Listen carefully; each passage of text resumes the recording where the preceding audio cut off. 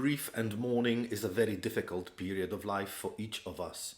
There are many myths and many misconceptions about grieving process. If you would like to learn more about it, stay tuned. Hello, this is Sebastian Antonowicz, and on my 5-minute psychology channel, I talk about psychology, mental health and self-development. Today I would like to talk to you about grief and the most often occurring misconceptions and some stereotypes about grieving. Probably you have heard some of them, maybe you even know someone who deeply believes in them. So today maybe it will be a good chance for the both of us to debunk some of these myths. The first very popular myth about grieving is that if you pretend it isn't there, it will end sooner. So in general, every time when we try to trick our mind, when we try to lie to ourselves, it usually has a very negative effect on our mind. And so it is in this situation. If you pretend that you are not in grief, that you are not hurting, that you don't feel sorrow, it will not going to make your life easier. You will not just miraculously and magically trick your mind into believing that. Rather than that, the whole process of grieving will be much more difficult, much more long-lasting, and it will be a very, very difficult period of life for you. Instead, my suggestion would be, as the first step, to acknowledge your loss and acknowledge your pain and accept it. I hope you have already seen my video about anticipatory grief. If you haven't, make sure to click over here, there's that video, and it would be a best idea for you to start with anticipatory grief. Myth number 2 is that by pretending that you are strong, you will actually become strong. In other words, fake it until you make it. Sadly, nothing could be further from the truth. Once again, if we pretend that we are strong and therefore we bottle up our emotions, we don't show how we feel, we hide from everyone, from our family, from our friends, and maybe sometimes even from ourselves, how deep in sorrow we are and how painful this period is, what's going to happen is these emotions that you are holding within yourself, they are going to grow and they are going to rot there. And at a certain time, there is a big chance, I'm almost certain that it will happen one day, all of these emotions, they will explode in such a way that you may no longer be able to handle. Rather than that, it's best to show your true feelings, to show your true emotions to people you love and to people you trust. Myth number 3 says that men do not sorrow as strongly as women. And once again, this is a stereotype. And there are two groups of people in general. One group of people say that men are just stronger than women. This is why they are not so strongly under the influence of negative emotions. Another group of people say that women are just smarter and they know how much time they need to grieve. Well, actually, I think both of these groups are wrong. I feel that in most areas of life, men are equally strong as women and equally smart as women. But the thing is that we grow up in a society which has certain expectations from men and from women. And these expectations from men are this stereotypical macho and jock type of a person who is strong both physically and emotionally. Well, listen to this. If someone is pretending that he has no feelings or he is not suffering after losing someone, this is not a sign of strength. This is quite the opposite. So the best idea is just to forget about these stereotypes, that there are some different behaviors in men and in women and different approaches and different feelings. Stereotype number 4, that if there are no tears, it means that you did not love the person and you are not in sorrow.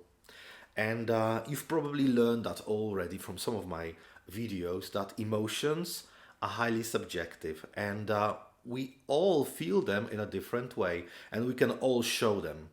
in different ways. So even though it's a great way to release emotions and to vent them by crying, unfortunately, not every one of us can do it. There are some people who find it really difficult to cry, or they are unable to cry, but it doesn't mean that they don't feel these emotions. Even if we have a person who finds it difficult to cry, they have different ways of releasing their emotions or showing their emotions. There are some people who feel anger when they have lost someone. Some people are depressed. Others, they are just lacking energy. They are unable to do anything in their lives for a period of time.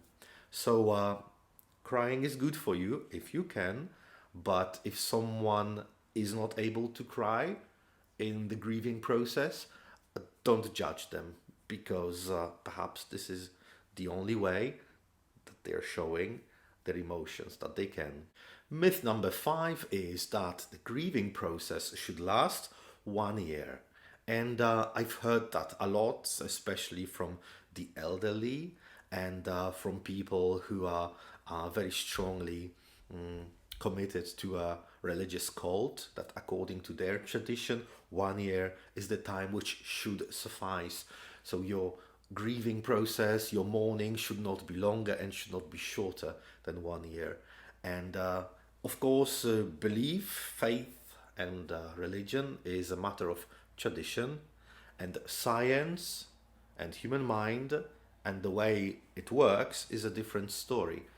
And every one of us needs a different period of time to deal with this grief.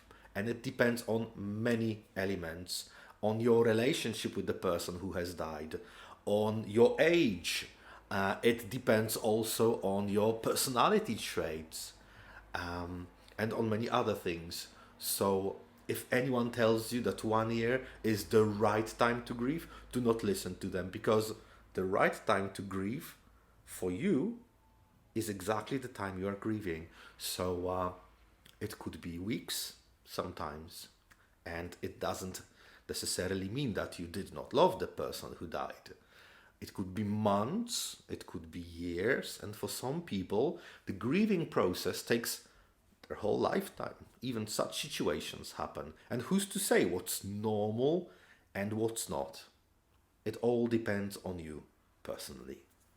According to myth number 6, if you have moved on with your life, it means that you no longer care and you no longer miss or love the person who died.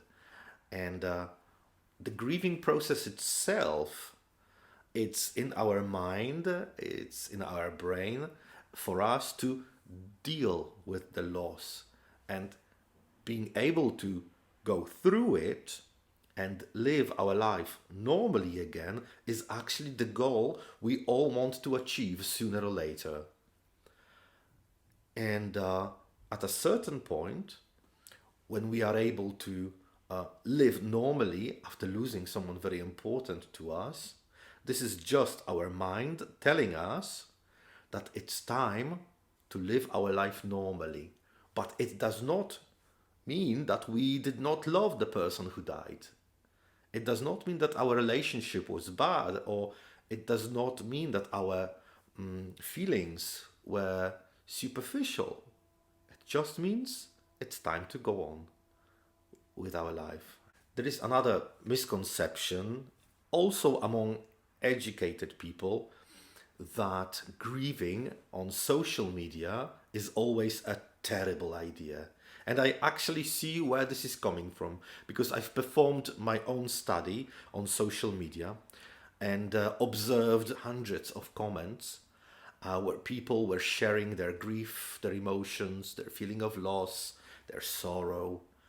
And I also saw comments of people who were cheering them up, sharing their own emotions, trying to make others feel better. But also there's some comments in which people behaved really brutally, trying to prove that if you have shared your feelings with someone, using YouTube or Facebook or any other social media, it means that your emotions towards the dead person were really on the surface. Or maybe that you are an attention freak, attention junkie. And it could be dangerous to share your emotions, therefore. But sharing your emotions in whatever form, whether it's talking to someone important to you, writing a journal, writing a book, or using social media, could be a good idea to vent your emotions. And not all of us are in such a comfortable situation to be surrounded by a mass of family members and dearest friends. For some, for many different reasons, writing about your emotions on social media could actually be the only way in which you can talk about your emotions.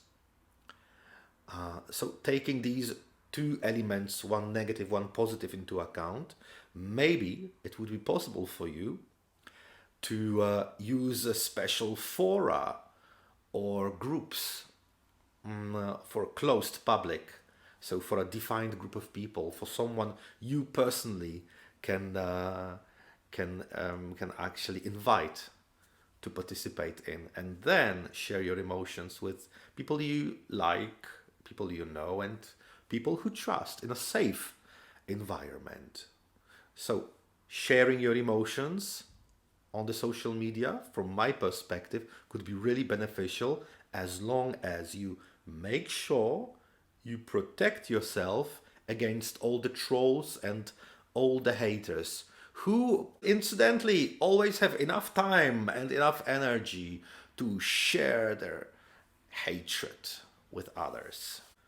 Myth number 8 is that healthy people do not need psychological assistance in the process of grief. And of course, it all depends how we define mental health. But even otherwise, mentally healthy person can go through such a traumatic period of time, which could be related to grief, that they need temporary psychological support. And there is nothing wrong about it. You going to a psychologist is actually a signal that you want to look after your mind, that you want to develop as a human being, and that you want to do things in a smarter way. It's not taking the responsibility off yourself. It's actually searching for the right path, searching for the most effective way of coping with this stress, with this tragedy, with this trauma, with some scientific support of a psychologist. So whenever you feel that this grief and this sorrow is just too much for you for the time being, do not hesitate. Seek mental support. And the last myth about grief says that once you go through it, once you have coped with it, it will never come back. In my experience, it's not the case. Everyone needs a different period of time to deal with this traumatic experience of losing someone important to us. But also, everyone behaves differently after this period of time as well. So there are certain moments in which you will feel perfectly fine, you will concentrate on your present life, and maybe creating new relationship, and maybe concentrating on your career. But then comes a moment like anniversary, the anniversary of death, or maybe you go to a place where you used to go to with the person you've lost. Or maybe on the radio you start listening to your song. And then all of these emotions start pouring back to you. And the sorrow is like a wound that you scratched and it starts bleeding again. This naturally happens, and it will happen. And luckily, with time, these negative emotions of loss should be replaced with some positive memories you have with the person you've lost. If you feel that you can't handle the stress you are currently in, make sure to watch my other videos where I talk about methods and techniques to deal with stress. I'll see you next time.